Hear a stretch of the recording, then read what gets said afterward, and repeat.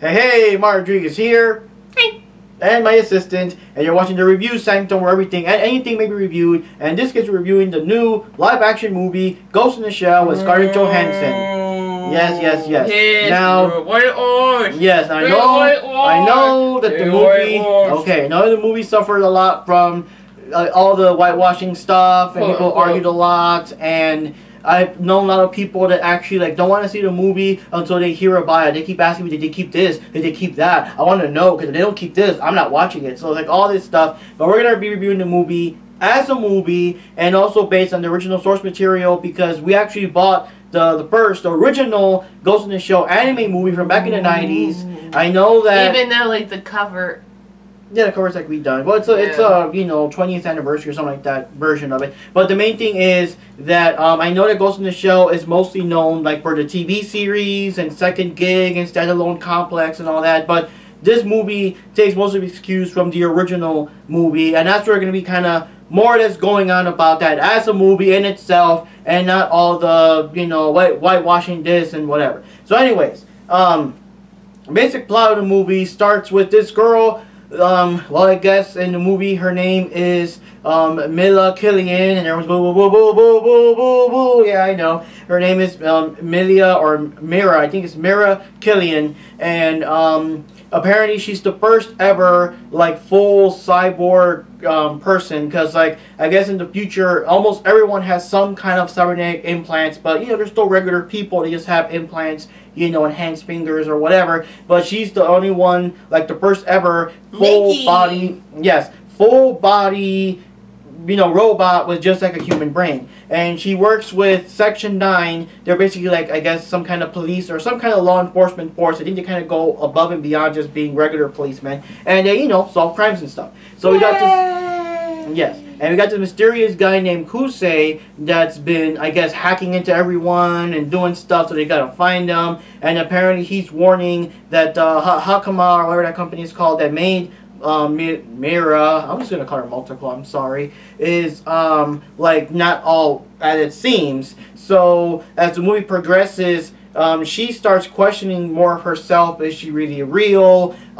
Is she really Mira Killian? Are the memories that she has, are they real memories, or have they been fabricated, and all that stuff? She just kind of questions herself. She even questions herself, does she even count as a human anymore? Because all she is basically just a brain in a robot robot body.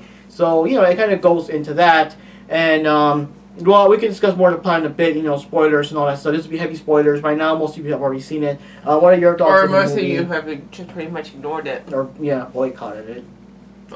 What? Stop looking at me! What? Yeah, but what are your thoughts so far? It's whitewashing! It's terrible!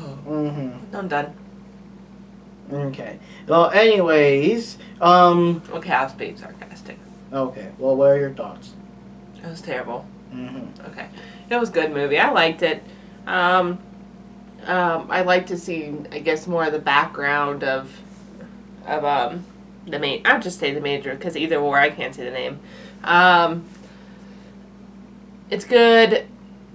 Get to see the background, and you get to see the bad guys of the movie. Still the same concept of the hacker, but the hacker is trying to get revenge, because he was invented by the robotic company that he says if you affiliate, well, I can't quote it, but it's if you affiliate with this robotic company, consider yourself dead.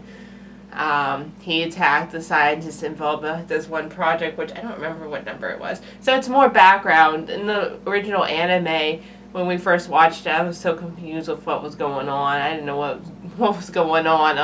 I only knew it was a hacker was going on, or he was hacking. I don't even remember what was the reason he was even hacking in the anime movie. I think in the anime movie, it was the puppet master. I guess he was a actual, artificial intelligence and stuff. It just became aware and started questioning himself, and I guess he started hacking into everything or whatever. I was confused. Clear motives. Movie. But it was still artistic, nice quality and all that stuff. But I was really confused with the plot, and it was more understanding with this movie. whatever, like, they still included scenes from the original movie, like the spider bot. I don't know if that's what they called it in the actual anime. Yeah. But the spider bot and her ripping her arms off. The ending is different. They don't give her a whole new body because her original body wasn't blown up. What other things did we geek out about that they included?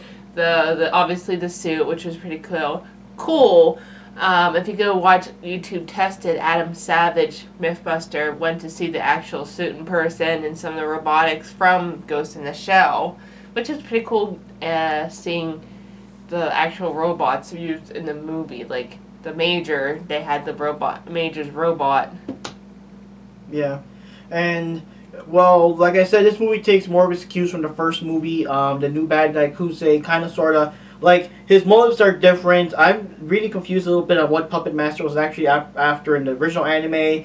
But Kusei is more like trying to find out who he really was before the experiment. He wants his memories back because, you know, they tell you one thing and they make him into a robot, but the stuff they tell you is all lies. So he's trying to remember who he was before, and he's also trying to warn the Major that who you are isn't who you are. Like, trying to find out who you really were before he turned you into a machine and stuff like that. But the things he does in the movies are still very similar to what the Puppet Master did in the series. So, like, a lot of stuff. I mean, the opening intro on how Motoko, the Major, whatever you want to call her, is being made is, like, straight out of anime and live action, you know? The scene, the famous scene where, like, the garbage men get hacked and they attack, and they're not terrorists, they're garbage men that were hacked. Well, both of them this time where they actually hacked. The one guy in the anime, it was just one guy that was hacked. Yeah, and given, like, fake memories, like, apparently he had a wife and kids, which he doesn't, and it's, like, fake memories, which makes the Major even question her own memories even more.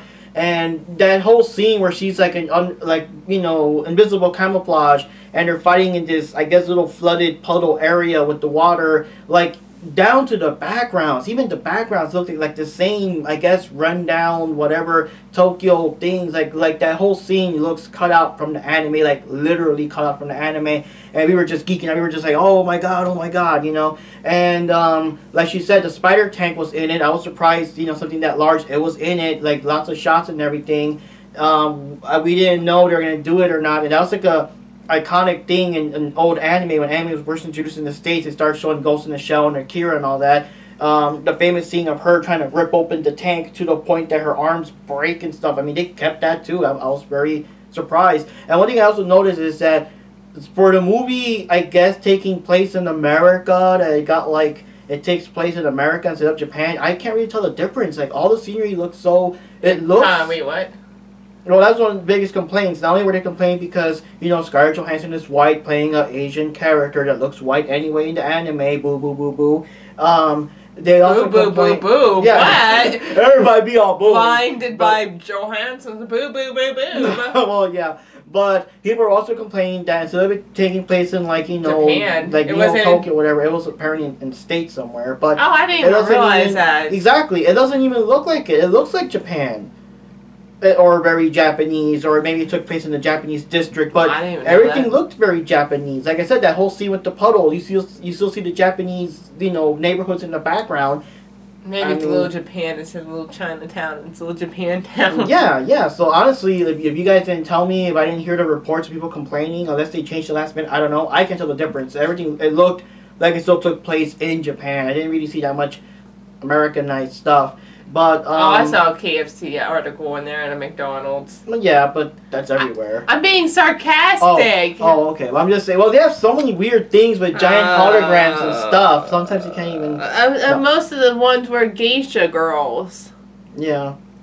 And those robots were pretty cool. Those geishas. And again, it was on Tested, so you got to see the actual robots. And the first part, like when they're actually people moving around, they are actual people in masks. They were pretty good detail too. Jeez, I couldn't even tell the difference between one and the until obviously the face plates came off. That's obviously the robot. You got to see the robot and test it. Good to test it. Adam Savage tested. It's really detailed. It's really awesome to see like the robotics and the suit and everything behind. I just said that earlier, but yeah, go ahead, go see it. Yes, and Bato looks very much like his comic book self. Yeah, but the thing is, they did change him. Obviously, in the anime, he already had the funky robotic eyes, but in the movie, he lost his vision, and he got the eyes. Yeah, that's one thing I didn't notice in the trailers. I guess it's so quick I didn't really see the scenes, but yeah, he does start out with his normal eyes, and I was like, oh, I guess they didn't put that in because maybe it would have been too, like, I guess too annoying to put them on or whatever. But no, he actually got the eyes in the movie, and everyone loved also the police chief. I forgot his name. I think his name was Arikawa or something like that. And he's the only one that spoke Japanese, and everybody goes, like, yeah. and talk to him back in English. I know. I don't know why. It reminds me, like, in some of the Tekken games, the Japanese characters talking Japanese, the American characters talking, and they, like, understand each other. But he was badass, though. He was pretty badass. I'm surprised that he, kicked ass in the movie. There were some scenes that I was like, oh, here's the part they're going to kill him. But no, he fights back. So it's pretty awesome. Oh, here's another part. Oh, never mind. Another scene. Okay, he survives. Oh, I'm weird. Yeah, and then, well, they did kind of do, like, a different backstory. They did, I guess, in a way, bring in Motoko Kusanagi into the story and explain why she looks white.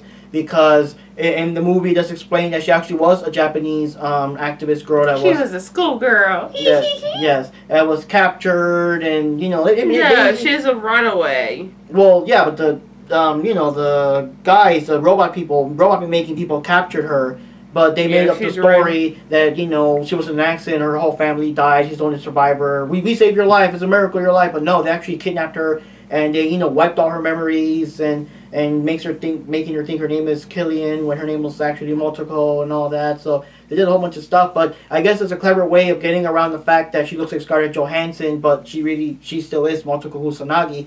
But yeah, I mean, I don't know what to say about that. It's weird, but I mean, what can I say? The character, if you actually look at the character, she always looked white to me, and it's a robot body. It's not too much of an outlandish idea that they would put this person's mind or consciousness into, I guess, a white woman's body or something. And I mean, there were some scenes in the movie that Johansson just flat out looked like Motoko. Like she actually stepped out of the manga and did the backwards dive off and started shooting things. I mean, it looked just like her. So I don't know. I mean, I don't know like opinions on.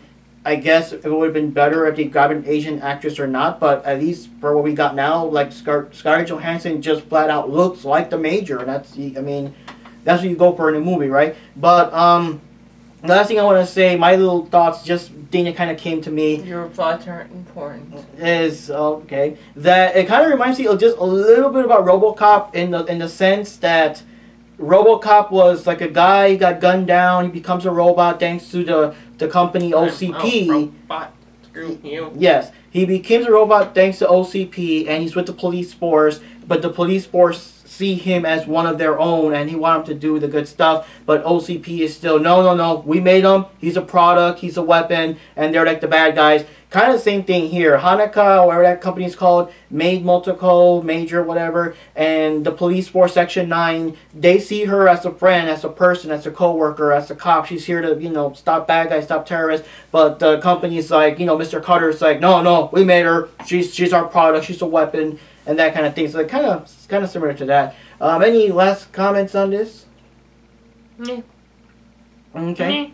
Okay, but one thing I do want to say, it's an awesome movie, though. It's an awesome movie. Did a very good job. Yeah. They cut out like a lot of stuff, like they just brought it from the anime and made it into live action. It's amazing. And the funny thing, well, we went in the daytime, about 2:45 on a Tuesday, so it wasn't like everybody's in school or at work.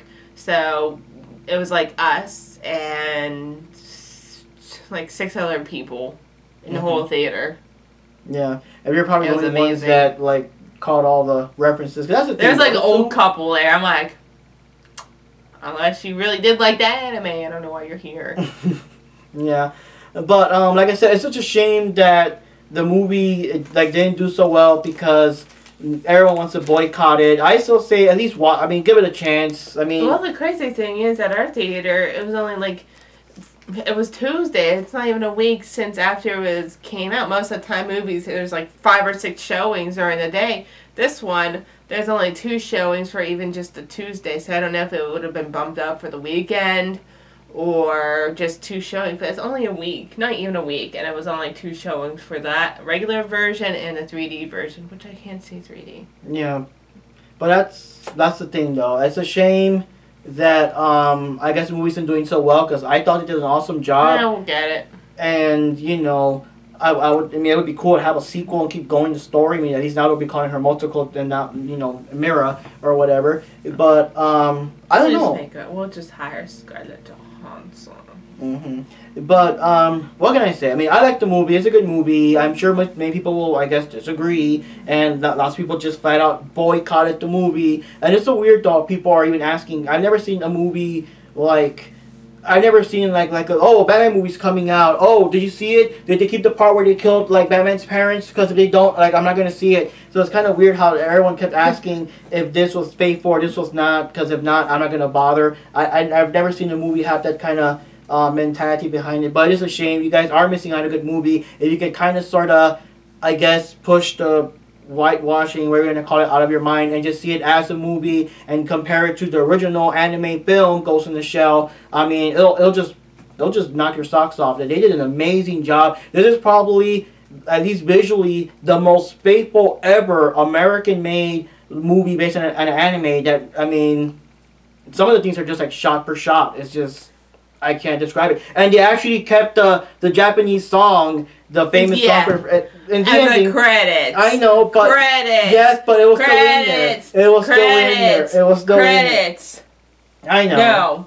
Well, look at it this way. Shut I'm up. sure people will not want just like, well, how long was that? Like 10 minutes of just the background scrolling with the music playing in the movie? It could have been like whenever she was becoming her. Like, she's like, raising, turning into the ghost. But no, it had to be the damn ending credits. I know, but at least it was in it at all. It's better than not being in it. At least it didn't put no weird, you know, rap song or some modern techno, yo. Yeah, you know. But anyways, guys, that's my review. This is Mark Rodriguez here. My review, our review. My opinion. And your opinion? Well, I would say my review. You're supposed to say this is my review too, like This is my house. Okay. Rest in peace, Paige. Well, her career anyway. But anyways, guys, yes, this is. Oh no, it was so horrible. Anyways, guys, before we go any further into other things that we're not even supposed to be talking about, this is Mark Rodriguez here. Major. Yes, and the Major, and this has been Review Sanctum, where anything can be reviewed. See you next time for who knows what we'll be reviewing. See you next time. Whatever.